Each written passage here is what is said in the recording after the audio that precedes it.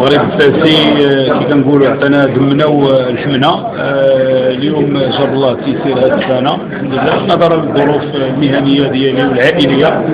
لمده سنين حنا اللي قاطنين الدار البيضاء عندنا 28 مقابله برا البيوت ديالنا، يعني كنشتغلوا يوم الاثنين اللي غير يوم الجمعه ما كنشوفوش ولادنا، كنخرجوا السبت والاحد باش نتفرجوا في مقابلات، لان فاس بالنسبه لنا هي سيتم ديبلاسمون، راه ماشي مقابله داخل المدينه. حنا بالنسبه لنا اليوم ظروفي العائليه وليداتي بداو كيكبروا ما بقاتش كتسمح لي انني نمشي اكثر من هذا الشيء، وظروفي المهنيه وكنتمنى من الله سبحانه وتعالى انه فريق المغرب الفاسي يمشي من احسن الى احسن، وانا كنبقى راهن ان شاء الله فريق المغرب الفاسي يعني في اي وقت. ورانا على انها سعيد جدا من مروان وصلت القدوم ديالو.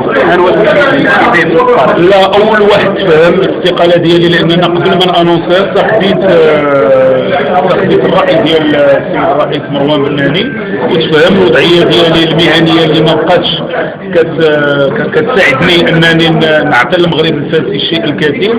واليوم فريق المغرب الفاسي محتاج في الظرفيه الحاليه بناس اللي غادي يعطيو، ونظرا للمهنيه ديالنا البروفيسيوناليزم خليت المكان ديالي الناس اللي غادي يقدروا يعطيو اكثر ديال الوقت ديالهم والمال ديالهم للفريق المغرب الفاسي. انا اليوم كي كنقولوا مقبوض في الشغل ديالي، فلهذا بكل مهنيه يعني الفرصه لاحد المسؤولين الانتخاب ديال هذه التحميل المركزي. اكيد انه ثم التقديم ديال التقرير المالي في وقت كي كنقولوا في واحد الوقت اللي كان غير مناسب.